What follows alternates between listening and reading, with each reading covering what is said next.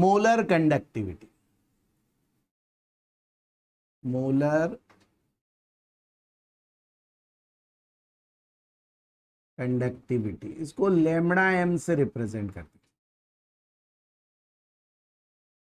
है ना, factors affecting electrolytic conductors के आगे, यहां से हम स्टार्ट करते हैं। Molar conductivity lambda m. तो molar conductivity means conductivity of 1 molar electrolyte, ना, कंडक्टिविटी ऑफ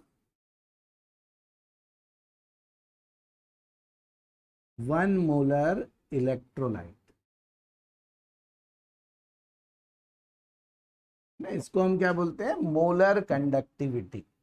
ठीक है, मतलब क्या हो गया, जो हमारी कंडक्टिविटी क्या था, कप्पा, इसको बोलते कंडक्टिविटी, डिवाइडेड बाय कॉन्सेंट्रेशन, मतलब मोलेरिटी से हमको क्या करना पड़ेगा, इसको डिवाइड करना पड़ेगा, है ना।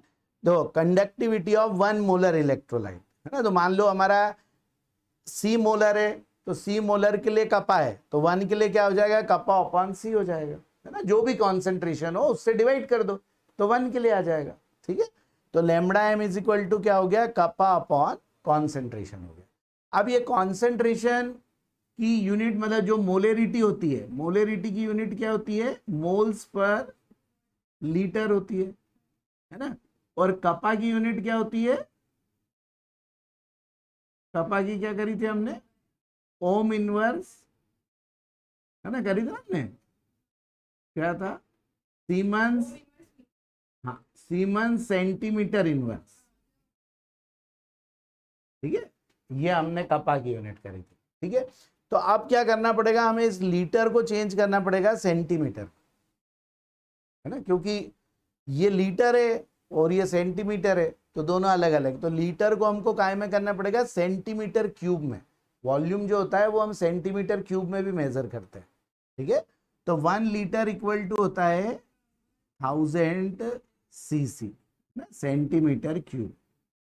ठीक है, ये होता है कन्वर्जन इसका ना, 1 लीटर मतलब 1000 सीसी या 1000 ml। ठीक है, 1 ml और 1 सीसी बराबर होते हैं। ठीक है, क्योंकि ये वॉल्यूम की यूनिट क्या होती है, centimetre cube, metre cube, litre, ml, ये वॉल्यूम की यूनिट्स है। ठीक है, तो अब इसको, इसके प्लेस पे हमको क्या करना पड़ेगा, है ना, जब लीटर से इसमें चेंज करेंगे तो क्या करना पड़ेगा हमको, 1000 से इसको क्या करना पड़ेगा, डिवाइड करना पड़ेगा, है ना। लीटर से इसमें चेंज करेंगे, 1000 सीसी इक्वल टू 1 लीटर, तो इससे डिवाइड करना पड़ेगा। तो देखो क्या हो जाएगा, lambda M is equal to kappa upon ये मोलेरिटी, है ना, और डिवाइडेड बाय क्या हो जाएगा, 1000, ना। ठीक है, तब अब इसकी यूनिट काय में चेंज हो जाएगी, मोल पर सेंटीमीटर क्यूब, और ये तो हमारा है सीमेंस सेंटीमीटर। ये अब ये 1000 क्या हो जाएगा, ऊपर चले जाएगा, तो फॉर्मूला क्या हो जाएगा, कप्पा इंटू 1000 अपॉन मोलेरिटी। ठीक है, अब देखो ये सेंटीमीटर क्यूब और ये सेंटीमीटर इनवर्स मिला के क्या हो जाएगा, सेंटीमीटर स्क्वायर और मोल टू द पावर माइनस। ठीक है, देखो ऐसे ये लैम्बडा एम की क्या निकल गई, हमारी यूनिट भी आ गई, और ये इसका फॉर्मूला, ये हमको यूज करना पड़ेगा क्वेश्चन ना, कि कप्पा इंटू 1000 अपॉन मोलेरिटी। ठीक है, this is called molar conductivity. देखो अब ये क्या, कई बार क्या होता है कि ऐसा समझ में नहीं आता, बाकी कुछ नहीं, ये फॉर्मूला ही मेन है ना, बाकी डायरेक्ट फॉर्मूला भी लिख सकते हैं, है ना। बस इतना, बस आप लोग ऐसे समझ लो कि इसको लीटर को उसमें चेंज करा, इसलिए 1000 आया, लीटर को उसमें चेंज करा। ठीक है,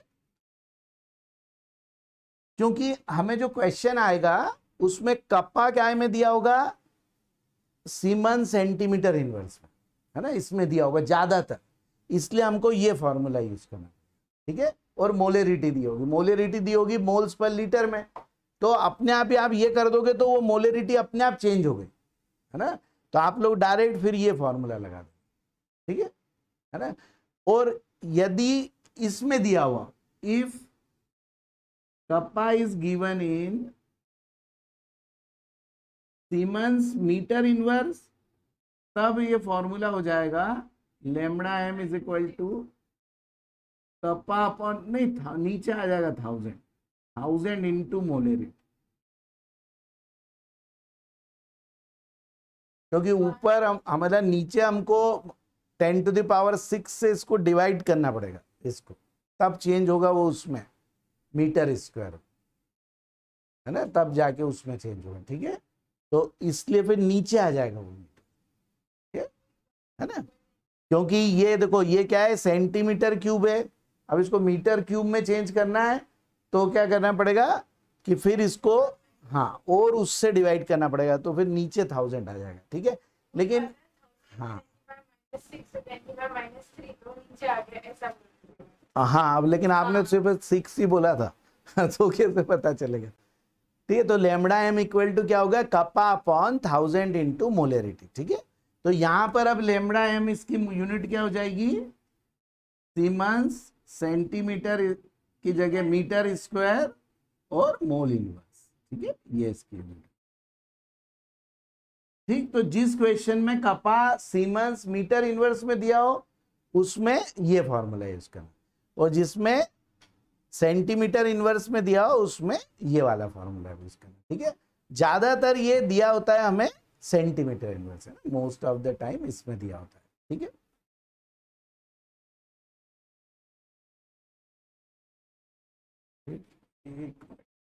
ये दरवाजा बंद कर दोगे क्या, है ना, तो मोस्ट ऑफ द टाइम काय में दिया होगा ये, क्योंकि सेल क्या होते हैं, छोटे छोटे होते हैं, है ना, तो सेल छोटे होते हैं तो ज्यादातर उनकी लेंथ वगैरह काय में मेजर करते हैं, सेंटीमीटर में मेजर। ठीक है, तो इसलिए ये मोस्टली उसमें दिया होगा। ठीक, हाँ ठीक है, अभी थोड़ा सा करके फिर इस पे हम न्यूमेरिकल करेंगे, कैसे इस पर न्यूमेरिकल आएंगे। ठीक, तो ये क्या हो गई हमारी मोलर कंडक्टिविटी। अब यदि इसी के प्लेस पे देखो एक और चीज वो करते हैं, इक्विवेलेंट कंडक्टिविटी। तो बस इक्विवेलेंट कंडक्टिविटी में क्या हो जाता है, मोलरिटी के प्लेस पे नॉर्मलिटी आ जाता है, बाकी सब ऐसा कैसा रहता है। ठीक है, वैसे बोर्ड्स में वो नहीं आता, लेकिन बस कॉम्पिटिटिव के हिसाब से अभी सिर्फ इसका फॉर्मूला लिख लो, है ना, इक्विवेलेंट कंडक्टिविटी, इक्विवेलेंट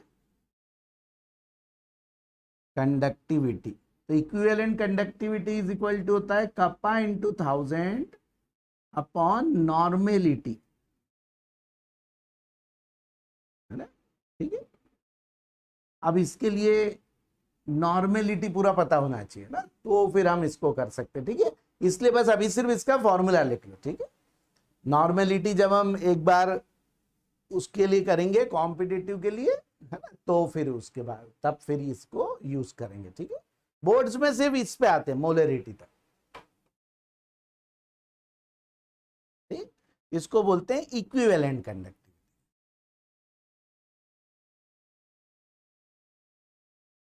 हाँ, बस सिर्फ वो नॉर्मेलिटी में इक्विवेलेंट आ जाएगा, है ना, मोल्स की जगह इक्विवेलेंट आ जाएगा, इसका आ जाएगा siemens centimetre square equivalent inverse ना, ऐसा।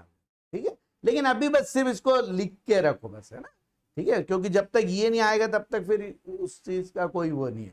ठीक, हाँ, अब नेक्स्ट हेडिंग डालो, effect of dilution, effect of dilution on conductivity and molar conductivity.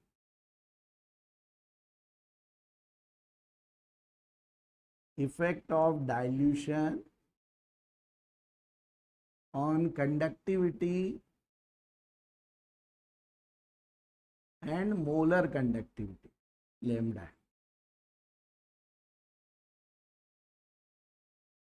ठीक है, ये मतलब यदि हम किसी भी जो हमारा जो इलेक्ट्रोलाइट है उसको डाइल्यूट करें, है ना, डाइल्यूट करना मतलब उसमें और सॉल्वेंट डालना, जैसे मान लो वाटर है तो वाटर और ऐड कर देना। ठीक है, तो वो क्या हो जाएगा, डाइल्यूट हो जाएगा, मतलब मोलेरिटी को कम करना, है ना, डाइल्यूट करना मतलब मोलेरिटी। मोलेरिटी क्या होती है, number of moles of solute upon volume of solution, है ना, इन लीटर्स। ठीक है, इसको हम क्या बोलते हैं, मोलरिटी बोलते हैं। ठीक है, तो डाइल्यूट करना मतलब वॉल्यूम बढ़ा देना, है ना। सॉल्वेंट और डालेंगे तो वॉल्यूम क्या होता जाएगा, बढ़ता जाएगा। तो वॉल्यूम जितना बढ़ेगा तो मोलरिटी उतनी क्या होगी, कम होती जाएगी। ठीक है, तो डाइल्यूट करने का मतलब ये है। तो देखो, अब जो कंडक्टिविटी होती है ना, तो कंडक्टिविटी क्या होती है, डाइल्यूट करने के साथ डिक्रीज होती कंडक्टिविटी। ठीक है ना। तो हाँ, तो ऐसा लिखो, कंडक्टिविटी डिक्रीजेस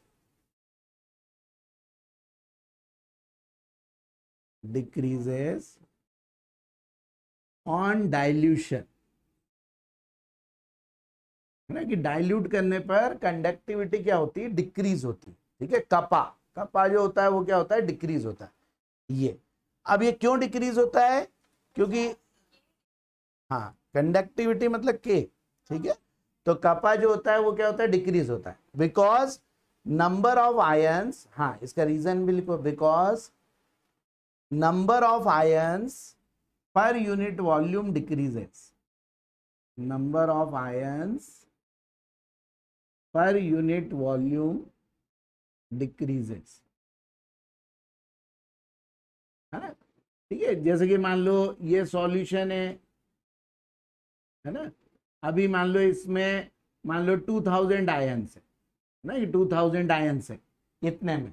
अब हमने क्या कर दिया, वॉल्यूम बढ़ा दिया, है ना, तो अब ये 2000 आयंस क्या हो गए, ज्यादा वॉल्यूम में हो गए। ठीक है, तो इसमें number of ions per unit volume क्या हो गए, कम हो गए, क्योंकि हम सिर्फ बढ़ा क्या रहे हैं, सॉल्वेंट बढ़ा रहे हैं, है ना। और इलेक्ट्रोलाइट हमारा क्या होता है, सॉल्यूट होता है, हमने कहा ना, जैसे NaCl डाला वाटर में, तो NaCl तो जितना डाला हुआ है उतना ही है ना, तो जितने भी आयंस होंगे उतने ही होंगे। लेकिन अब इसमें वाटर और ऐड कर दिया, तो number of ions per unit volume क्या हो गए, कम हो गए, इसलिए कंडक्टिविटी भी क्या हो जाएगी, कम हो जाएगी। हमने उसमें कहा था ना, फैक्टर अफेक्टिंग में, जितने ज्यादा आयंस होंगे उतनी ज्यादा कंडक्टिविटी होगी, है ना, इसीलिए वीक इलेक्ट्रोलाइट की कम थी, स्ट्रॉन्ग की ज्यादा थी, है ना। तो अब इसमें सॉल्वेंट मिलाने पे क्या हो गया, वॉल्यूम बढ़ गया, तो आयंस पर यूनिट वॉल्यूम कम होगा, इसलिए कंडक्टिविटी क्या हो जाएगी, कम हो जाएगी। ठीक है, अब इसकी बात करें, मोलर कंडक्टिविटी। अब ये जो मोलर कंडक्टिविटी है, अब इसको दो फैक्टर अफेक्ट कर रहे हैं। देखो, एक तो ये कर रहा है कंडक्टिविटी भी, और एक कर रहा है मोलरिटी भी। ठीक है, अब दोनों ही चेंज होते हैं। ठीक है, कंडक्टिविटी भी चेंज हो रही है, अभी हमने देखा डाइल्यूट करने पे कंडक्टिविटी कम हो रही है, और मोलेरिटी भी क्या हो रही है, वॉल्यूम कम बढ़ रहा है तो मोलेरिटी भी कम हो रही है। ठीक है, अब ये कम होगी तो ये इसको कम होना चाहिए, और ये कम होगा तो इसको बढ़ना चाहिए, है ना।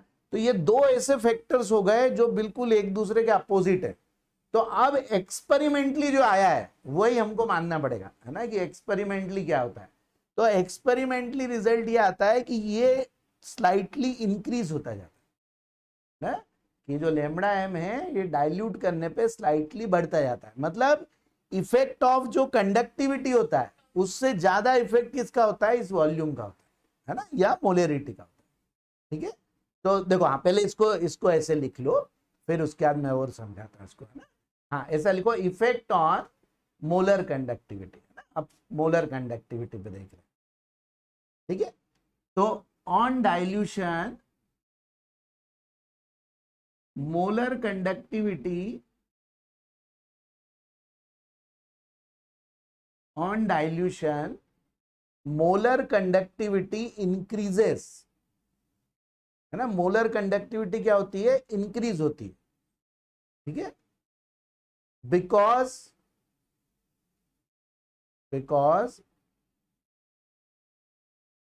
है ना, डिक्रीज इन कपा, जो ये कपा में जो डिक्रीज हो रहा है, मतलब decrease in conductivity is less, in conductivity is less, है ना। ये जो कंडक्टिविटी में जो डिक्रीज होता है वो लेस होता है देन इंक्रीज इन वॉल्यूम, ना, वॉल्यूम में जो इंक्रीज होता है वो ज्यादा होता है, तो है ना। देखो, इस फॉर्मूले को थोड़ा सा और हम चेंज करें तो क्या हो जाएगा, kappa into 1000 upon number of moles of solute into volume, है ना। ये इसको मोलेरिटी को ये लिख दिया, मोलेरिटी को क्या लिख दिया, moles of solute upon volume. वो वॉल्यूम क्या चले गया, ऊपर चले गया, ठीक है ना। तो अब ये मोल्स ऑफ सॉल्यूट तो फिक्स है ना, इसमें कोई भी चेंज नहीं हुआ, क्योंकि हमने उसको ना तो सॉल्यूट को डाला ना निकाला, सिर्फ सॉल्वेंट बढ़ाया। तो सॉल्वेंट बढ़ाने से क्या हुआ, वॉल्यूम बढ़ गया, है ना, और कंडक्टिविटी कम हो गई, ठीक है। तो अब इन दोनों में से इसका इफेक्ट ज्यादा होता है बजाय कि इसके इफेक्ट, है ना, मतलब जितना इसमें डिक्रीज होता है उससे ज्यादा इंक्रीज होता है वॉल्यूम, इसलिए ओवरऑल लैम्बडा एम क्या होगा, बढ़ेगा, ठीक है, इसलिए बढ़ेगा। और ये एक्सपेरिमेंटली ही पता चला, है ना। और एक्सपेरिमेंटली एक 2-3 साइंटिस्ट थे, ऑनसेंगर, डिबाय एंड हक्कल, है ना। इन्होंने एक्सपेरिमेंटली ये बताया कि ये जो लैम्बडा एम और ये जो कॉन्सेंट्रेशन है इनमें ऐसा रिलेशन होता है, lambda M is equal to lambda not M minus A C to the power 1/2, ठीक है। ये पूरी तरह से एक्सपेरिमेंटली इक्वेशन है ना। तो उन्होंने बहुत सारे इलेक्ट्रोलाइट्स और उनका एक्सपेरिमेंट करा और उन्होंने बताया कि कॉन्सेंट्रेशन मतलब मोलेरिटी, है ना। तो मोलेरिटी का रूट और ये लैम्बडा एम, ये इस इक्वेशन को फॉलो करते हैं। अब ये इक्वेशन कैसी हो गई, y is equal to C plus M X, है ना, मतलब काई की इक्वेशन हो गई, स्ट्रेट लाइन की इक्वेशन, ठीक है। यदि हम लैम्बडा एम और सी टू द पावर 1/2 में ग्राफ प्लॉट करें, है ना, तो वो क्या आना चाहिए, स्ट्रेट लाइन आना चाहिए। लेकिन ये स्लोप कैसा है इसका, नेगेटिव, है ना। इसका मतलब इसका ग्राफ कैसा आएगा, है ना। यदि हमने लैम्बडा एम और सी टू द पावर 1/2 में ग्राफ प्लॉट करा तो इसका कैसा आएगा, इधर से इधर जाएंगे, मतलब जैसे जैसे ये इंक्रीज होगा तो ये क्या होगा, डिक्रीज होगा, है ना। नेगेटिव स्लोप का मतलब यही होता है ना, कि जैसे जैसे आप इसको बढ़ाओगे या इसको कम करोगे तो ये बढ़ेगा, इसको बढ़ाओगे तो ये कम होगा, इस टाइप की लाइन है, ठीक है ना। कोई भी y equal to m x plus c मतलब स्ट्रेट लाइन की इक्वेशन, ठीक है। और c का मतलब क्या होता है, इंटरसेप्ट ऑन y एक्सिस, है ना, ठीक है। मतलब जो ये इंटरसेप्ट ऑन y एक्सिस क्या हो गया, लैम्बडा नॉट है। ये जो c का मीनिंग होता है इंटरसेप्ट ऑन y एक्सिस, तो ये दोनों c अलग अलग है। c का मीनिंग मोलेरिटी है ना, और ये क्या है, लाइन की इक्वेशन है, ठीक है। मैथ्स में आप लोगों ने पढ़ी होगी y equal to m x plus c, ठीक है। तो c क्या होता है, इंटरसेप्ट ऑन y एक्सिस होता है ना, और इसका स्लोप क्या हो जाएगा, माइनस ए, इस लाइन का क्या होगा, स्लोप। इसलिए लाइन क्या हो रही है, नीचे की तरफ जा रही है। ए, हाँ ए मैं बताता हूं, है ना, ठीक है। हाँ तो देखो पहले इतना, देखो पहले यहां तक लिखते हैं फिर इनको लिखते हैं कि ये क्या होगा, ठीक है। देखो हमने ये लिख लिया कि लैम्बडा एम क्या होगा, इंक्रीज होगा विथ डाइल्यूशन, जैसे जैसे डाइल्यूट करते जाएंगे लैम्बडा एम क्या होते जाएगा, इंक्रीज होगा। हाँ इसके नीचे लाइन से लिखो, this follow the equation, this follows the equation called Debye Huckel Onsager equation, है ना। इसका नाम है डिबाय-हक्कल ऑनसेंगर इक्वेशन। वैसे नाम में का में कोई इंपॉर्टेंस नहीं है, बस ऐसे सिर्फ लिख रहे हैं, कॉल्ड डिबाय-हक्कल ऑनसेंगर इक्वेशन। और ये लिख लो, lambda M is equal to lambda not M minus A C to the power 1/2, ठीक है। नहीं देखो, मोलर कंडक्टिविटी लैम्बडा एम है और मोलेरिटी ये सी है। मोलर कंडक्टिविटी बोलते हैं कंडक्टिविटी डिवाइडेड बाय मोलेरिटी, ना, कि कंडक्टिविटी 1 मोल के लिए कितनी कंडक्टिविटी होगी किसी भी सॉल्यूशन के लिए, उसका नाम है मोलर कंडक्टिविटी, ठीक है ना। जैसे कि मान लो हमने, जैसे इसमें वाटर है, अब इसमें हमने 1 मोल क्या डाल दिया, NaCl डाल दिया, ठीक है। तो इस 1 मोल NaCl के लिए जो भी इसकी कंडक्टिविटी होगी उसका नाम है मोलर कंडक्टिविटी, ठीक है। लेकिन अब मान लो 1 मोल नहीं है, ये स्टार्टिंग में कितने डाले, C मोल डाले, है ना। तो यदि हमको मोलर कंडक्टिविटी निकालना पड़ेगी तो सी मोल की कंडक्टिविटी मान लो कितनी है, कपा, तो 1 मोल की कितनी हो जाएगी, कपा अपॉन सी हो जाएगी, है ना। ये चीज होती है मोलर कंडक्टिविटी, ठीक है। और फिर सी को काय में चेंज करा हमने, मोल्स पर लीटर से मोल्स पर सेंटीमीटर क्यूब में, इसलिए फिर ये ऐसा फॉर्मूला, ठीक है। तो मोलरिटी और मोलर कंडक्टिविटी डिफरेंट चीज, ये कंडक्टिविटी है। एक मोल किसी भी सॉल्वेंट में जब किसी भी इलेक्ट्रोलाइट को डालेंगे तो उसकी कंडक्टिविटी क्या होगी, उसको बोलते हैं मोलर कंडक्टिविटी, ठीक है ना। और उसको काय से रिप्रेजेंट करते हैं, लैम्बडा एम। ये लैम्बडा भी देखो दो तीन, एक लैम्बडा ऐसा बनता है ना, एक लैम्बडा ये, जैसे इंग्लिश में कैपिटल स्मॉल होते ना, वैसे इसमें भी होते हैं। इसको कैपिटल लैम्बडा बोलते हैं, इसको स्मॉल लैम्बडा बोलते हैं, है ना। ये दोनों अलग अलग है ना।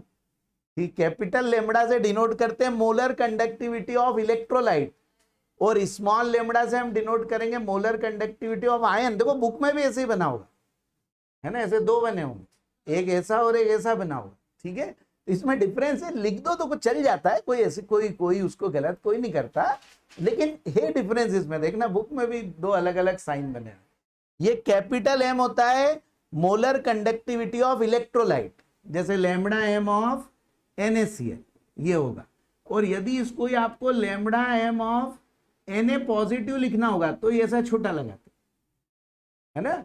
लैम्बडा एम ऑफ, डिफरेंस कुछ भी नहीं है, डिफरेंस बस ये है कि आयन के लिए ऐसा साइन दे दिया और पूरे इलेक्ट्रोलाइट के लिए ऐसा साइन दे दिया, बस साइन है, उसमें कुछ भी नहीं, है ना। लोग मतलब कंफ्यूज नहीं हो। क्या होता है कि देखो Na और Cl और NaCl, कई बार क्या होता है कंफ्यूजन हो जाए, जैसे इसमें भी वैसा ही साइन लगा, इसमें भी वैसा ही, तो कंफ्यूजन हो जाए कि ये और ये एक ही चीज तो नहीं है ना। ये तीनों अलग अलग है, ये Na की है, ये Cl की है, और ये पूरे NaCl की, ठीक है ना। तो जब NaCl की लिखोगे तो आप ऐसा साइन है, और Na और Cl की लिखोगे तो ये स्मॉलर साइन है इलेक्ट्रोलाइट के लिए और आयंस के लिए। जैसे लैम्बडा एम ऑफ CaCl2 तो ऐसा लिखेंगे, और लेकिन lambda M of Ca2 positive ऐसा लिखेंगे, और lambda M of Cl negative ऐसा लिखेंगे, ठीक है।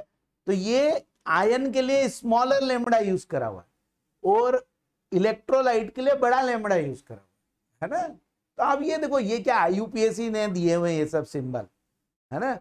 कुछ और कर देते तो हम कुछ और लिख देते, और मान लो दोनों के लिए सेम कर देते तो हम वैसे ही लिखते, है ना। लेकिन उन्होंने ऐसे अलग अलग करे हुए, ये बिगर और ये स्मॉलर, ठीक है, ऐसे यूज करा हुआ, ठीक है ना। ये इसलिए जरूरी है कि आपको यदि वो सिंबल आए बुक में तो कंफ्यूज नहीं होना, वो है ही ऐसे, है ना। या ये नहीं सोचना कि ये गलत लिखा हुआ, है ना, नहीं तो आपको लग रहा होगा सर ने गलत लिख दिया ये लैम्बडा बनाना भी नहीं आता, है ना? नहीं, वो ऐसे ही बना, ये बिगर और स्मॉलर ही है ना, अलग अलग ही है तो, ठीक है। तो ऐसे, ठीक है। तो आयंस के लिए ऐसा यूज करना है और पूरे इलेक्ट्रोलाइट के लिए ऐसे यूज करना है, ठीक है। हाँ, तो ये हमारा क्या हो गया, लैम्बडा एम हो गया। हाँ, तो it follows Debye-Huckel Onsager equation, lambda M is equal to lambda not M minus A C to the power 1/2, है ना। If we plot graph between lambda M and C to the, c यहाँ पे क्या है, molarity है, ये वाला सी molarity है, ठीक है। अब ये एक बहुत बड़ा वो है कि पूरे केमिस्ट्री में बहुत जगह मोलरिटी के लिए सी यूज करा हुआ है और बहुत जगह एम यूज करा हुआ है ना। तो अब हम इस इक्वेशन में सब बुक में आपको सी ही मिलेगा, है ना, इसलिए हमको भी वो सी ही लिखना बेस्ट रहेगा, है ना, क्योंकि आपने एग्जाम में एम लिख दिया ना यहाँ पे तो वो टीचर सोच लेगा गलत लिखा हुआ, है ना, इसलिए सी ही लिखो वहां पर, है ना। उस सी को बाद में लिख लो कि ये मोलरिटी, ठीक है। इस पे न्यूमेरिकल नहीं आता इस इक्वेशन, ये सिर्फ थ्योरेटिकली आता है, ठीक है। तो lambda M is equal to lambda not M minus A C to the power 1/2, ठीक है। If we plot graph between lambda M and C to the power 1/2 then we get straight line, है ना, straight line, its slope is minus a and intercept is lambda not m। देखो ये क्या होगा, अब ये कितना कॉन्सेंट्रेशन है, 0, है ना, ये कॉन्सेंट्रेशन 0 है। अब जैसे जैसे डाइल्यूट कर रहे हैं ये बढ़ रहा है, ठीक है। अब जीरो पे इसकी वैल्यू क्या हो जाएगी, हाईएस्ट, है ना। जीरो से अब जीरो से कम कॉन्सेंट्रेशन हम कर ही नहीं सकते, है ना। कोई चीज बिल्कुल खत्म हो गई, अब उसके बाद तो हम कुछ कर ही नहीं सकते। और पहली बात, हम जीरो भी नहीं कर सकते, क्योंकि आप जैसे इसमें NaCl डाल रखा है, अब आप इसमें कितना भी वाटर डालो NaCl खत्म थोड़ी होगा, कुछ तो रहेगा ही। बस ये कि बहुत बहुत बहुत डाइल्यूट हो जाएगा, तो जीरो हम कर नहीं सकते। इसलिए मैंने आखिरी में थोड़ा सा डॉट डॉट बनाया, है ना, कि आखिरी में थोड़े से इसमें क्या बनाए, डॉट डॉट। आप थोड़ा सा बड़ा ग्राफ बनाना, है ना, और इसमें थोड़े से अच्छे से ये डॉट डॉट दिखाना आखिरी में, ठीक है, कि एग्जैक्टली जीरो कभी भी नहीं हो सकता। इसलिए हमने उसको एक्स्ट्रापोलेट करके यहाँ पे टच कराया, क्योंकि हमको इंटरसेप्ट चाहिए, है ना। तो आप देखो जीरो कॉन्सेंट्रेशन पे ये इसकी वैल्यू क्या हो जाएगी, हाईएस्ट हो जाएगी, है ना, मोलर कंडक्टिविटी, ठीक है। क्योंकि कम करते करते करते करते कितना कर लिया हमने, जीरो कर लिया मान लो, तो जीरो पे इसकी वैल्यू क्या हो जाएगी, हाईएस्ट हो जाएगी। इसलिए इसका नाम क्या रखा है, limiting molar conductivity, limiting molar conductivity, ठीक है। लैम्बडा नॉट एम, ये नॉट का मतलब जीरो है ना, जीरो कॉन्सेंट्रेशन, ठीक है। इसको एक और क्या बोल सकते हैं हम, इनफाइनाइट डाइल्यूशन, है ना। डाइल्यूट करना मतलब कॉन्सेंट्रेशन कम करते जाना, है ना, उसमें सॉल्वेंट ऐड करते जाना, ठीक है। तो जीरो कॉन्सेंट्रेशन को एक और बोल सकते हैं इनफाइनाइट डाइल्यूशन। तो molar conductivity eight zero concentration, और इसको ये भी बोल सकते हैं limiting molar conductivity eight infinite dilution. मतलब इतना डाइल्यूट कर दिया है उसको, इनफाइनाइटली डाइल्यूट कर दिया, मतलब ऑलमोस्ट NaCl उसमें जीरो जैसा हो गया, ठीक है, ऐसा मतलब, ठीक है। तो इसको दो सिंबल से बताते हैं, लैम्बडा नॉट एम भी लिख लेते हैं, कभी कभी लैम्बडा इंफिनिटी एम भी लिख देते हैं। इंफिनिटी का मतलब है डाइल्यूट इंफिनिटी कर दिया, और जीरो का मतलब है कॉन्सेंट्रेशन जीरो कर दिया, दोनों एक ही चीज है। जीरो कॉन्सेंट्रेशन का मतलब होता है इनफाइनाइट डाइल्यूशन, है ना। इसमें वाटर डालते गए, डाइल्यूट करते गए करते गए करते गए, एक समय ऐसा आ जाएगा कि इसमें NaCl के कंपेयर में वाटर बहुत ही ज्यादा हो जाएगा, उस कंडीशन को बोल देंगे कि ये इनफाइनाइटली डाइल्यूट हो चुका है ना, या फिर इसका कॉन्सेंट्रेशन क्या हो चुका है, जीरो हो चुका है। तो इसी के लिए दोनों सिंबल यूज किए जाते हैं, है ना। तो ये लिखाओ या ये लिखाओ, दोनों का मतलब है लिमिटिंग मोलर कंडक्टिविटी, ठीक है, दोनों का मीनिंग एक ही है, ठीक। तो देखो इसको तो ये बोलते हैं। अब ये जो ए है ना, ए जो है, ए इज कॉल्ड, है ना, इसका नाम रख दिया ऑनसेंगर फैक्टर, ऑनसेंगर फैक्टर। अब इसकी जो वैल्यू है ना, वो डिपेंड करती है चार्ज ऑफ आयंस पे। It's value depends on type of electrolyte, ठीक है, इलेक्ट्रोलाइट के टाइप पे डिपेंड करती है। अब इलेक्ट्रोलाइट का टाइप कैसा, जैसे देखो एग्जाम्पल से, है ना, एग्जाम्पल समझ, जैसे लिखा है 1,1 टाइप। तो 1,1 टाइप का मतलब है कि जो इसमें केटायन है उसका भी चार्ज +1 है और एनायन का चार्ज भी -1।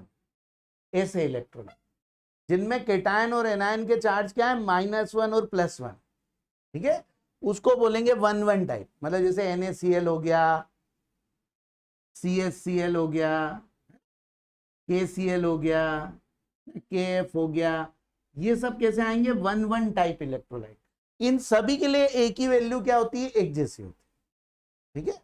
इन सब के लिए देखो, हमको ना वैल्यू से कोई मतलब है, बस हमको इतने से मतलब है कि इन सब के लिए एक जैसी होती है, ठीक है। या जैसे लिखा है 1 या 2,1 टाइप, 2,1 टाइप, 2,1 टाइप का मतलब है कि जो केटायन है उसका चार्ज क्या है, +2, और एनायन का चार्ज क्या है, -। जैसे Ca2 पॉजिटिव है और Cl नेगेटिव, तो ये हो गए 2,1 टाइप। तो जितने में भी ऐसा हो, उन सब के लिए एक ही वैल्यू क्या आएगी, एक जैसे आएगी। मतलब एक ही वैल्यू किस पे डिपेंड करेगी, चार्ज ऑफ आयंस पे, इन पे डिपेंड करती है, ठीक है। होती तो वो स्लोप है, इस लाइन का स्लोप, है ना, निगेटिव ऑफ दिस स्लोप, है ना, ठीक है। तो इसकी जो वैल्यू है वो क्या आएगी,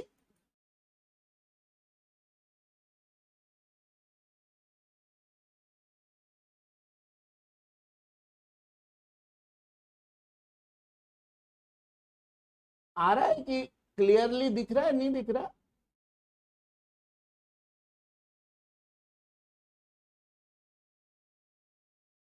तो देखो, है ना, इसकी जो वैल्यू होगी, है ना, वो किस पे डिपेंड करेगी, टाइप ऑफ इलेक्ट्रोलाइट। तो टाइप का मतलब ऐसा होता है, सेम मतलब type of electrolyte depends on charge of ions, ion के चार्ज पे डिपेंड करेगा। सेम चार्ज होगा आयंस का तो उसके लिए एक ही वैल्यू क्या होगी, सेम होगी। देखो इस पे पूरा क्वेश्चन थ्योरेटिकल आएंगे, है ना, जैसे कॉम्पिटेटिव में भी इस पे क्वेश्चन जैसे आ गया कि in which of the following set has same value of a, है ना। अब उसमें आपको एग्जाम ऐसे ऐसे ऑप्शन दे देंगे, NaCl K2SO4, है ना, NaCl KCl, ठीक है ना, CaCl2 NaCl, ऐसे ऐसे ऑप्शन दे दिए। तो किस सेट के लिए सेम वैल्यू होगी, NaCl और KCl के। क्यों? क्योंकि देखो यहां पे Ca कितना होगा, 2 पॉजिटिव होगा, और Na क्या है, पॉजिटिव, Cl क्या है, नेगेटिव, ठीक है। यहां पे क्या है, Na पॉजिटिव है लेकिन SO4 कितना होता है, 2 निगेटिव, है ना। Cl क्या होता है, सिर्फ निगेटिव होता है। तो देखो ये चार्ज अलग अलग होगा, तो इनकी वैल्यू क्या होंगी, अलग होंगी, इनकी वैल्यू क्या होंगी, अलग होगी। इन दोनों के लिए एक ही वैल्यू क्या होगी, सेम, ठीक है। तो ऐसे क्वेश्चन आएंगे थ्योरेटिकल, ठीक है। नहीं नहीं, के को तो +1 मानेंगे, SO4 पे -2, ठीक है, क्योंकि एक के का चार्ज देखेंगे, K2 इसको बैलेंस करने के लिए लिखा हुआ, ठीक है। तो SO4 का चार्ज अलग है Cl नेगेटिव से, इसलिए अलग अलग, ठीक है। K पे तो पॉजिटिव है, सिंगल पॉजिटिव। जब डिसोसिएट करेंगे, हाँ, सिमिलर चार्ज होंगे यदि आयंस पे तो सेम होगा, लेकिन दोनों के सेम होना चाहिए, है ना, तो उसकी एक ही वैल्यू क्या होगी, सेम। तो देखो ऐसा क्वेश्चन आपको आ सकता है, ठीक है, बोर्ड में भी आ सकता है ना, कि give an example of 2 electrolytes which has same value of a, तो कोई से भी लिख दो इनमें से कोई से, है ना। ये भी लिख, जैसे CaCl2 और MgCl2, इसके लिए सेम हो जाएगी, ठीक है। ये ग्राफ वाला क्वेश्चन ये सबसे इंपॉर्टेंट है। अब जो हम ग्राफ का, इसका एक और ग्राफ करेंगे, ठीक है, वो क्वेश्चन सबसे इंपॉर्टेंट है बोर्ड के लिए, ठीक है। हाँ, तो देखो आगे ना समझ में, ए क्या है, ए किस पे डिपेंड करेगा, चार्ज ऑफ आयंस पे डिपेंड करेगा, ठीक है, उसको बोलते हैं ऑनसेंगर फैक्टर, ठीक है ना। और वो किसके लिए सेम होगा, जिन पे ये पॉजिटिव नेगेटिव चार्ज क्या आएंगे, सेम आएंगे, ठीक है। तो ये ऐसे आया, ये पूरा ग्राफ समझ में आया कैसे बनाया हमने, इस इक्वेशन से ये ग्राफ बनाया, ठीक है। लेकिन ये ग्राफ सिर्फ किसके लिए आता है, स्ट्रॉन्ग इलेक्ट्रोलाइट के, स्ट्रॉन्ग इलेक्ट्रोलाइट, है ना। लेकिन यदि इसी की जगह क्या हो, वीक इलेक्ट्रोलाइट ले, है ना, वीक इलेक्ट्रोलाइट कैसे, जो कम डिसोसिएट होता है, तो इनिशियली तो क्या होता है, उसका ग्राफ भी बिल्कुल ऐसे ही आता है, लेकिन उसकी कंडक्टिविटी स्ट्रॉन्ग के कंपेयर में कम रहेगी। हमने लिखा है फैक्टर अफेक्टिंग में कि वीक की कंडक्टिविटी स्ट्रॉन्ग से क्या होती है, कम होती है। तो ऐसे तो उसकी क्या रहेगी, कम रहेगी। लेकिन क्या होता है, जब ये बिल्कुल यहां पहुंचता है, लगभग इनफाइनाइट डाइल्यूशन के करीब, तो इस ग्राफ में ऐसे ऐसा हो जाता है, ऐसा ग्राफ आता है, ठीक है, ये, ठीक है। मतलब देखो बढ़ता जा रहा है, लेकिन यहां आके ये इससे भी ज्यादा राइज कर गया, स्ट्रॉन्ग से भी ज्यादा राइज कर गया। ये किसके लिए, वीक इलेक्ट्रोलाइट के लिए। तो देखो बोर्ड में एक बार यही क्वेश्चन आया, ऐसे 2 ग्राफ बना दिए, इसको ए लिख दिया, इसको बी लिख दिया, और पूछा ये किस टाइप के इलेक्ट्रोलाइट के लिए, किस टाइप के, ठीक है। तो ये वाला किसके लिए हो गया, स्ट्रॉन्ग के लिए, और ये वाला किसके लिए हो गया, वीक के लिए, ठीक है। अभी हम इसका भी रीजन करेंगे कि ऐसा क्यों हो गया, ठीक है। हाँ, अब ये बनाओ ग्राफ, ठीक है। भले आप चाहो तो दोनों को अलग अलग पे प्लॉट कर लो, दोनों को अलग अलग पे कर, और सेम पे भी कर सकते हो, ठीक है। ऐसे थोड़ा सा बड़ा सा बनाना, है ना, कि ये स्ट्रॉन्ग का हो गया ऐसा, और ये थोड़ा सा डॉट डॉट लगा, ठीक है। और वीक में इधर से थोड़ा सा ऐसे बना लो, और ऐसे कर, ये वीक का, ठीक है। एक ही पे दोनों चाहो तो एक पे बना लो, वीक इलेक्ट्रोलाइट, और ये स्ट्रॉन्ग इलेक्ट्रोलाइट, ठीक है।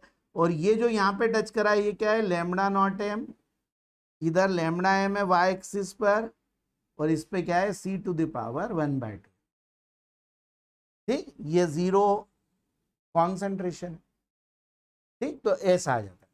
अब हम लिखते हैं ना स्ट्रॉन्ग का, तो देखो हमने सब कुछ लिख लिया कि ऐसा होगा ऐसा होगा। ये वीक में ये ऐसा चेंज क्यों आया है, इसका रीजन हमको लिखना, ठीक है।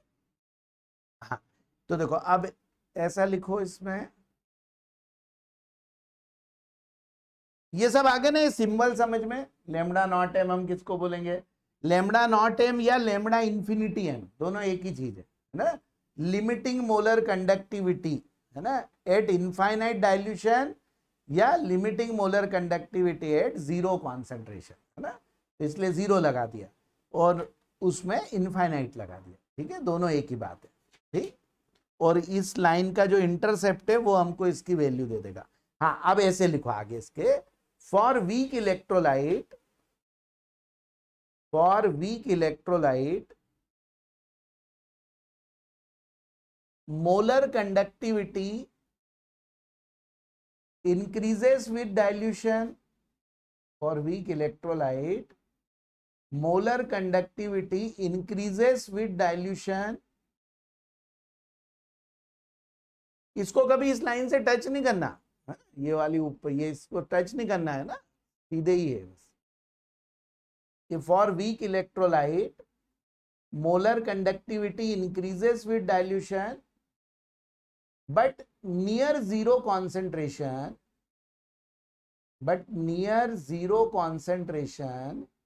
it rises sharply,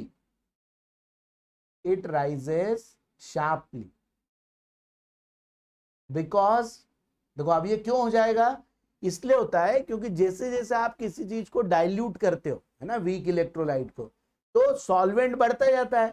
अब वो सॉल्वेंट क्या करता है, उनके आयंस को पकड़ पकड़ के और अलग अलग करने लग जाता है, ठीक है। तो अलग अलग करेगा तो एक समय जब ये सॉल्वेंट बहुत ही बढ़ जाएगा तो वो वीक इलेक्ट्रोलाइट के जितने भी मॉलिक्यूल्स थे सबको डिसोसिएट कर देगा, है ना। क्योंकि जो सॉल्वेंट होता है वो आयंस को अलग करने की कैपेसिटी रखता है, तभी तो उसमें डिसोसिएट हो रहे है ना, नहीं तो क्यों होंगे।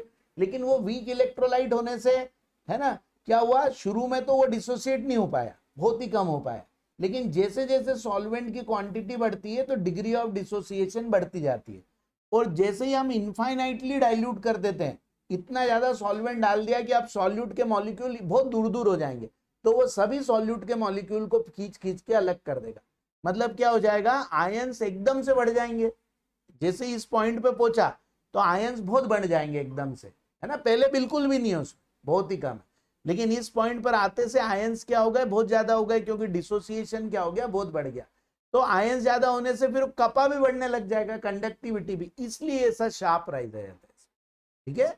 हाँ, बिकॉज हाँ हाँ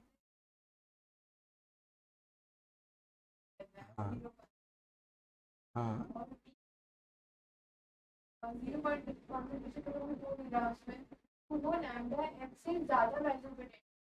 नहीं, उसमें लेमड़ा नॉट एम हम इस ग्राफ से निकाल ही नहीं पाएंगे, क्योंकि वो टच ही नहीं करेगा, तो इस ग्राफ से निकलेगा ही नहीं उसका लेमड़ा नॉट।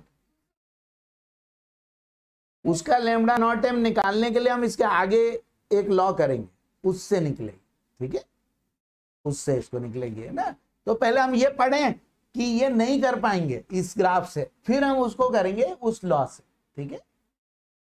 तो ऐसा लिखो कि बिकॉज, है ना, near zero concentration weak electrolyte dissociates completely, weak electrolyte dissociates completely, so lambda m rises sharply, इसलिए वो बढ़ गई है, क्योंकि वहां पे अचानक से आयंस बढ़ गए बहुत सारे, है ना। तो पहले हम वो हमने क्या बोला था, डाइल्यूट करने पे number of ions per unit volume कम होते, है ना। लेकिन क्या हो गया, इस पॉइंट पर आकर एकदम से बहुत बढ़ गए, ठीक है। इसलिए क्या हो गया, उसकी कंडक्टिविटी भी बढ़ी, इसलिए लैम्डा एम भी क्या हो गया, बहुत बढ़ गया, ठीक है। तो इससे देखो एक चीज और आपको पता चली कि डाइल्यूट करने पे डिग्री ऑफ डिसोसिएशन क्या होती है, बढ़ती है। ठीक है, ये भी एक ये सेंटेंस भी आ चुका है ना, एडवांस में आ चुका है ये sentence. Which of the following are incorrect, correct है ना, ऐसा पूछा था, which of the following are incorrect. उसमें ये भी एक मोर देन वन में आया था, उसमें ये भी एक सेंटेंस दिया था कि degree of dissociation decreases on dilution. तो ये सेंटेंस गलत था। डिग्री ऑफ डिसोसिएशन क्या होती है, डाइल्यूट करने पे बढ़ती है। ठीक है, तो देखो ऐसे कुछ भी चीजें ऐसी छोटी छोटी पूछ लेते हैं, लेकिन वो क्या करते हैं ऐसे क्वेश्चन में मोर देन वन में पूछते हैं कि जिसमें थोड़ा ज्यादा नॉलेज हो तो सही हो पाए। ठीक, और वही क्वेश्चन मेंस और बीट्स और इनमें आएगा, नीट में तो सिंपल नॉर्मल सा आएगा, है ना। ठीक है, ऐसे डायरेक्ट ही आ जाएगा कि effect of on degree of dissociation with dilution, तो आपको क्या आंसर आ जाएगा, इंक्रीज। वो क्या हो जाएगा, इंक्रीज हो जाएगा। ठीक है ना।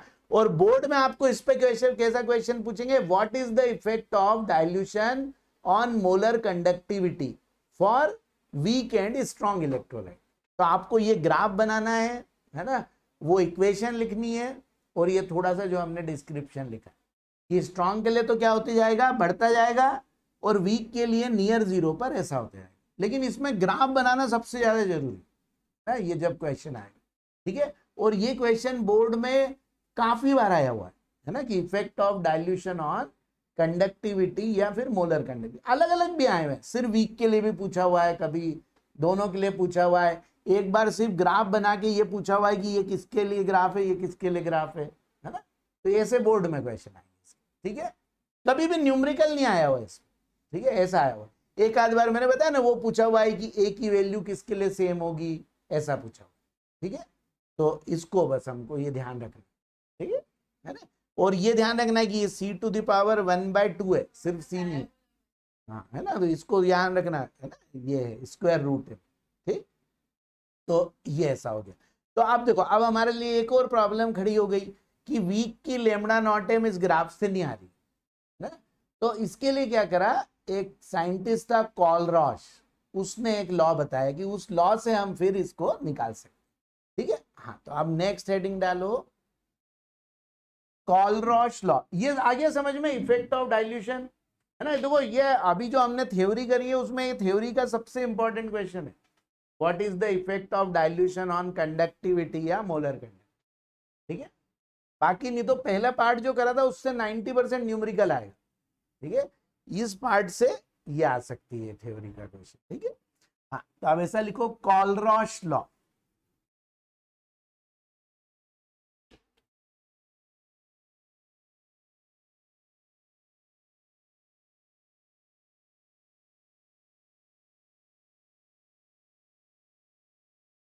Walras law of independent migration of ions, ना, Walras law of independent migration of ions। ठीक है, जैसे हम कभी उसमें पढ़ा हो आपने 9th-10th में जीन्स का ना, कि जीन्स जो होते हैं वो भी एक जनरेशन से दूसरे इंडिपेंडेंट जाते हैं ना, एक जीन का दूसरे जीन से कोई रिलेशन नहीं होता, असॉर्टमेंट। ऐसे ही ये होता है। ठीक है, मेंडल लॉ वगैरह वो पढ़ा होगा ना, उसमें 9th-10th में किसी क्लास में होगा। एक तो क्या है, आप लोगों की थोड़ी अच्छे से हुई नहीं ना, वो सब कोरोना के कारण, हाँ, इसलिए वो चीजें कुछ चीजें रह गई। अभी ये बेच में सबको दिक्कत आएगी बाद में, मतलब अभी ये बेच जब जैसे जैसे आगे बढ़ेगी, हर क्लासेस में दिक्कत आएगी, सब में, इवन इंजीनियरिंग में, मेडिकल में, हर एक में 2 साल की पढ़ाई बहुत डिस्टर्ब हुई है।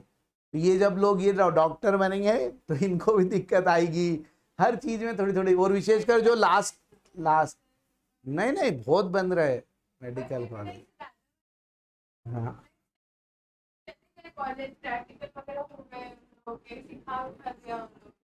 हाँ, वो तो खैर है, कंपेरेटिवली मेडिकल कॉलेज खुले, लेकिन क्या हुआ, जो लास्ट 2 ईयर वालों की सिर्फ ड्यूटी लगी कोरोना में, है ना, दूसरे किसी भी फील्ड का उनको नॉलेज नहीं मिला, तो वो उनको दिक्कत अब जाके जो पीजी में आएंगे ना तो उनको सबको दिक्कत आएगी, क्योंकि जो नॉर्मल बीमारियों का भी इलाज नहीं करा उन्होंने, सिर्फ और सिर्फ एक ही बीमारी का इलाज करा 2 साल, कोरोना, तो वो दिक्कत तो सबको आएगी आएगी।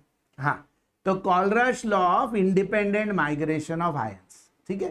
तो कॉलरश बताता है कि जो लिमिटिंग मोलर कंडक्टिविटी होती है ना किसी भी इलेक्ट्रोलाइट की, है ना, वो उनके आयंस के लिमिटिंग मोलर कंडक्टिविटी के सम के बराबर होती है ना, ठीक है। ये लॉ, ठीक है, कि इसीलिए तो ये स्मॉलर वाला वर्ड भी यूज हुआ है ना, मतलब ये स्मॉलर लेमडा भी यूज हुआ क्योंकि इस लॉ में ही आया है ना। हाँ, तो देखो ऐसा एक, हाँ, सेंटेंस लिखो, limiting molar conductivity of an electrolyte is sum of the limiting molar conductivity of their ions. Limiting molar conductivity of electrolyte is sum of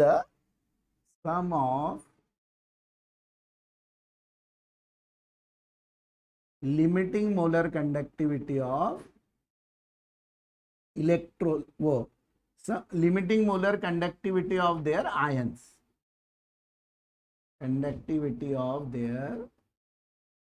ions, ठीक है ना। जैसे कि, है ना, जैसे लेमडा नॉट एम NaCl, है ना, तो इसकी किसके इक्वल हो गई, lambda not M Na positive plus lambda not M Cl negative, ठीक है ना। जितने भी आयंस, इसने तो एक एक आयन दिए तो इसकी इक्वल हो गए, लेकिन यदि मान लो ऐसा होता लेमडा नॉट एम CaCl2, तो ये कितने आयन देता है, एक तो Ca का बनता है इससे, है ना, और 2 Cl के बनते हैं, इसलिए 2 into lambda not M Cl negative, क्योंकि 2 Cl के बराबर होगी तो 2 बार जोड़ने की जगह उसमें 2 का मल्टीप्लाई कर दे, ठीक है। तो जितने भी आयंस बनेंगे उन सब के सम के बराबर होगा इस टोटल का, ठीक है। या जैसे lambda not M Al2SO4 whole thrice, तो ये हो जाएगा lambda naught M Al3 positive के कितने बनेंगे 2, ठीक है, और प्लस SO4 के कितने बनेंगे 3, lambda naught M SO4 2 negative, ठीक है। या कॉमन ऐसा लिखना हो तो ऐसे भी लिख सकते हैं, lambda not M AXBY is equal to X into lambda not M AY positive plus Y into lambda not M BX negative. ऐसे भी कॉमन लिखना हो तो लिखो, बाकी आपको बस ये आना चाहिए, है ना, कि ऐसे करना है, ठीक है। जैसे एक क्वेश्चन में इसका दे रखा है, lambda not m HCO negative दे रखा है और lambda not M H positive दे रखा है, तो यदि आपको लेमडा नॉट एम HCOH निकालना है तो दोनों को क्या कर देंगे, प्लस कर देंगे, ठीक है, दोनों प्लस हो जाएंगे। बस देखो आपको ये पता होना चाहिए कि HCOH मतलब कार्बोऑक्सिलिक एसिड, है ना, तो कार्बोऑक्सिलिक एसिड कैसे डिसोसिएट होता है, HCO negative plus H positive, है ना। कोई भी एसिड में H पॉजिटिव को अलग कर दो, बाकी सब एक साथ, है ना, बाकी का निगेटिव। जैसे CH3COOH, ये क्या हो जाएगा, CH3CO negative plus H positive, ठीक है। तो इसका लेमडा नॉट एम प्लस इसका लेमडा, है ना, तो इस पूरे का, ठीक है ना। तो देखो कॉलरश ने एक नया तरीका बता दिया कि इसका निकालना हो तो ऐसे निकाल लो, ठीक है। तो कॉलरश ने बोला ऐसे निकालने में हमको ये फायदा है कि स्ट्रॉन्ग के तो देखो इससे आ जाएंगे, और इन स्ट्रॉन्ग की हेल्प से फिर हम इस वीक की निकाल सकते हैं, है ना। हाँ, तो अब इसका लिखो एप्लीकेशंस ऑफ कॉलरश लॉ,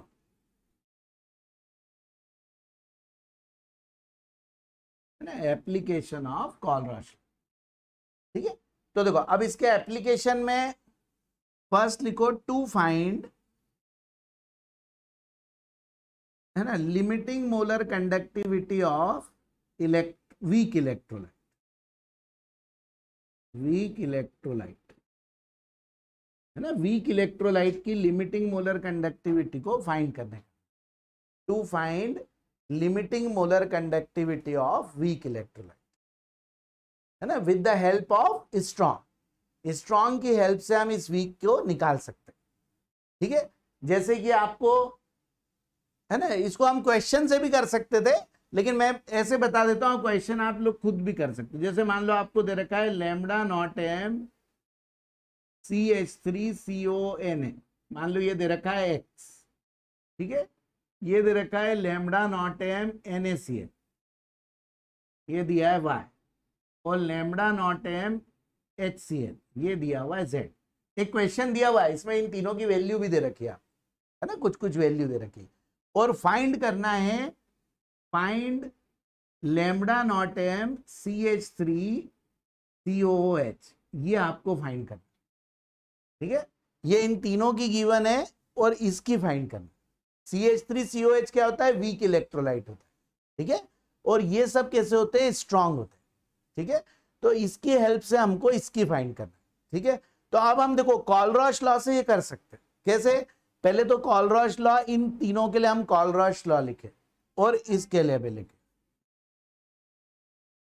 तो लैम्डा नॉट एम CH3COH, इसका क्या होगा, lambda not M CH3CO negative plus lambda not M H positive. ये देखो, ये लॉ हमको बताता है कि इसका ऐसा होगा, ठीक है। अब इनके लिखो, लिखो आप लोग भी लिखो, है ना। अब देखो लैम्डा नॉट एम CH3CONA, ये क्या हो जाएगा, lambda not M CH3CO negative plus lambda not M Na positive, ये मान लो इक्वेशन नंबर 1 है, ठीक।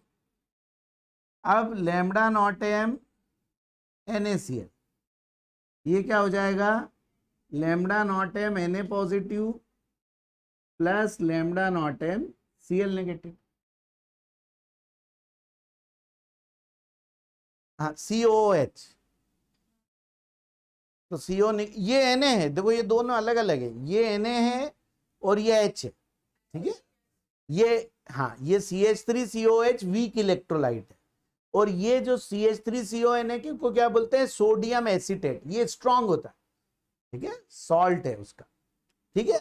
और एक जो लास्ट क्या दिया है, लैम्डा नॉट एम HCl, तो ये क्या हो जाएगा, lambda not M H positive plus lambda not M Cl negative, ये इक्वेशन 2 हो गई और ये इक्वेशन 3 हो गई। हाँ, HCOH फॉर्मिक होता है, CH3COH acetic acid, formic acid ये चींटियों में भी होता है, बी में भी होता है, उसी के कारण हमको जलन होती है उससे।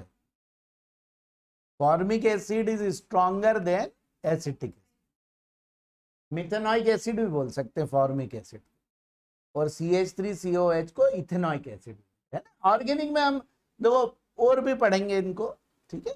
तो देखो अब ये इन तीनों को हो गया, अब आप इन तीनों को ऐसा प्लस माइनस करो कि ये आ जाए, ये इसकी जो ये है, मतलब जो CH3COH का जो हमने RHS में लिख रखा है, वो इन तीनों को प्लस माइनस करने पे उसका RHS कैसे बन जाएगा, क्या क्या करें हम,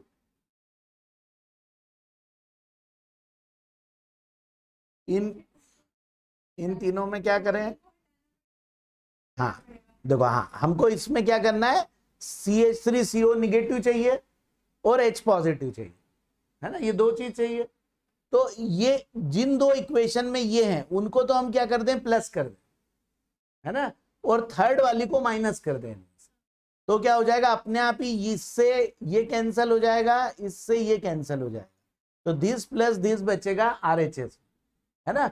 और हमको पता है this plus this equal to क्या होता है, ये होता है ना, ठीक है।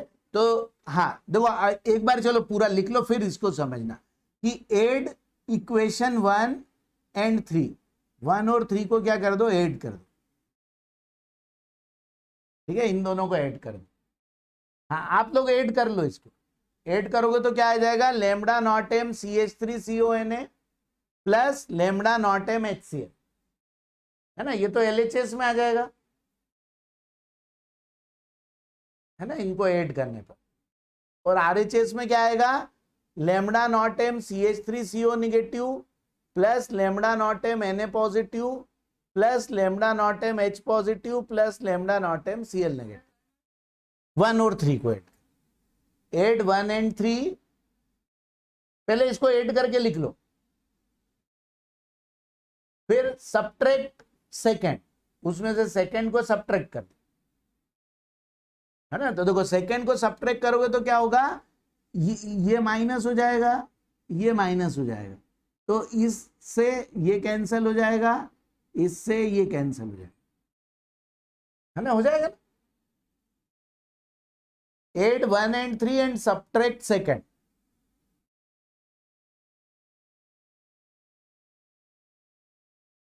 हाँ वो ये थर्मोडायनामिक्स में हमने अभी उस दिन भी करा था डेल्टा जी का, है ना, डेल्टा जी वाला जो करा था उसमें भी ऐसा करा था, 2 को प्लस करके हम तीसरे लाए थे।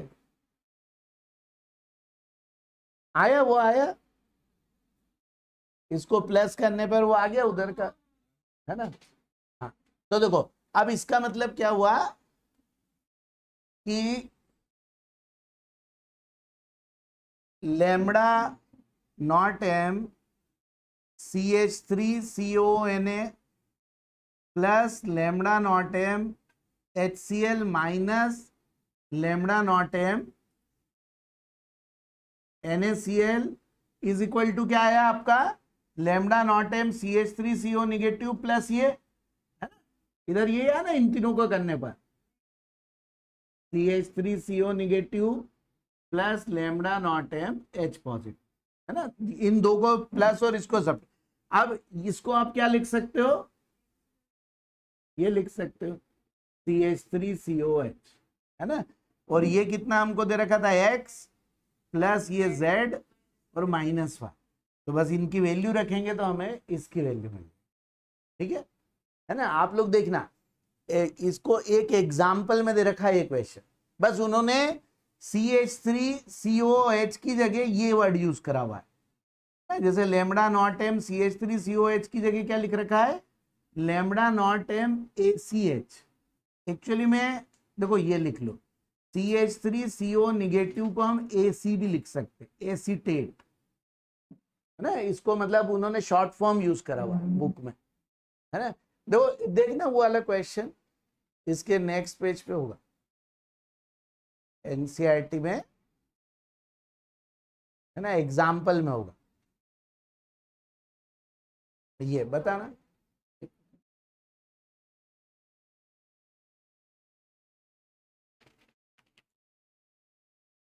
ये, है ना, देखो एग्जाम्पल नंबर 3.8, ना, एग्जाम्पल नंबर 3.8 देखो ये दे रखा है, lambda not M NaCl HCl और NaAC। NaAC का मतलब क्या है, CH3COH, है ना, निगेटिव, मतलब हो जाएगा ये ACNA, मतलब ये होता है, ठीक है। AC का मतलब होता है CH3COO, है ना। ये क्या होता है, देखो ऑर्गेनिक में बार बार बड़ा बड़ा लिखने की जगह हम क्या कर लेते हैं, शॉर्ट फॉर्म यूज कर लेते हैं, ठीक है। तो इसको शॉर्ट फॉर्म में ऐसे लिख देंगे, ठीक है। तो है ना, एग्जाम्पल नंबर 3.8 और उसके ऊपर 3.7 है, वो भी आसानी से आ जाए, ठीक है। तो 3.7 3.8, है ना, ये दोनों आप लोग कोशिश करना, ठीक है ना। बस एक और मैं 2 एप्लीकेशन और लिखा देता हूं तो फिर 3.9 भी बन जाए, ठीक है, ठीक है ना। दे रखा है ना ऐसा कैसा क्वेश्चन, सेम वैसे ही क्वेश्चन, ठीक है, बोर्ड में आया हुआ क्वेश्चन है ना, लेकिन है बहुत इजी, बहुत ही इजी क्वेश्चन है, ठीक है। तो सब लोग देखना है इसको। हाँ, अब सेकंड लिखो, to find, second application, to find degree of dissociation, degree of dissociation, है ना, अल्फा, ठीक है। तो अल्फा इक्वल टू होता है lambda M upon lambda not M, ना, किसी भी कॉन्सेंट्रेशन पे लेमडा एम निकल जाएगा और लेमडा नॉट एम अभी देखो हमने निकाला ही, है ना, तो उसको फिर डिवाइड कर दोगे तो क्या आ जाएगी, डिग्री ऑफ डिसोसिएशन। और थर्ड चीज है to find dissociation constant. Dissociation constant के, देखो आप इसमें कंफ्यूज नहीं होना, ये के है, कप्पा और के में बहुत ध्यान रखना है ना।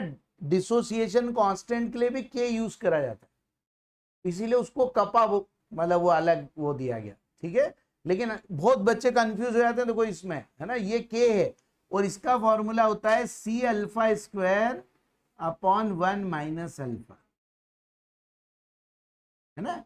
ये डिसोसिएशन कांस्टेंट है ना, इसका नाम है डिसोसिएशन कांस्टेंट, है ना। के यदि एसिड के लिए होता है तो कई बार ऐसा लिखा होता है के ए, बेस के लिए लिखा होता है तो के भी लिखा होता है, ठीक है ना। लेकिन ये होता है डिसोसिएशन कांस्टेंट जो आप लोगों ने इक्विलिब्रियम में पढ़ा है, एसिड और बेस का।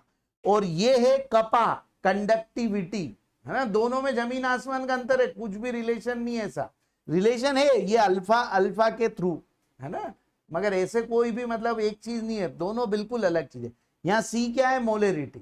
देखो सी हमने मोलेरिटी के लिए यूज करा है सभी जगह, ठीक है। सी क्या है, मोलेरिटी। तो देखो अब ये जो सबसे आखिरी क्वेश्चन है इसका, है ना 3.9, इसमें दिया है कंडक्टिविटी ऑफ 0.001028 मोल पर लीटर। अब इन्होंने इतनी कम वो दिए, इसकी जगह तो 10 टू द पावर में लिख देते, 0.001028 मोल पर litre acetic acid is 4.95 into 10 to the power -5 siemens centimetre inverse.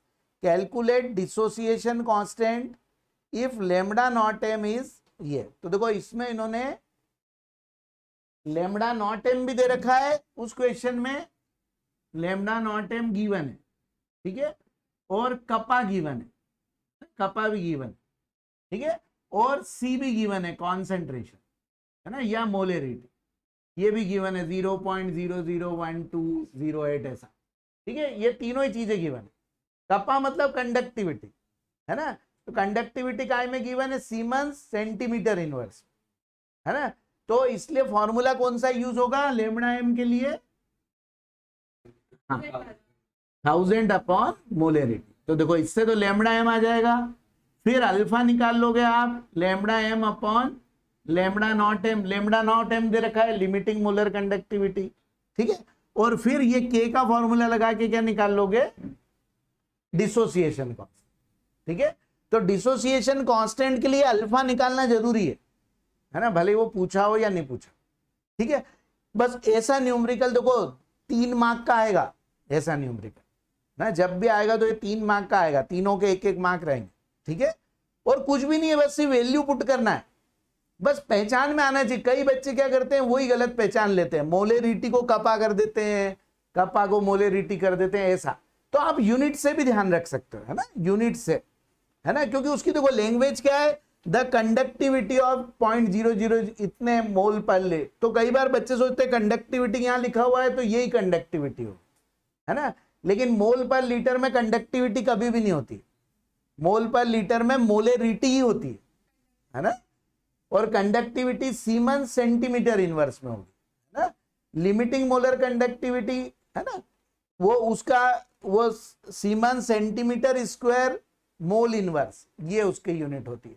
तो यूनिट्स इसीलिए हम देखते हैं, है ना, कि कई बार हम कंफ्यूज हो जाएं तो यूनिट से हम उसको फायदा उठा सकते हैं, ठीक है। तो ये तीनों क्वेश्चन को ट्राई करना,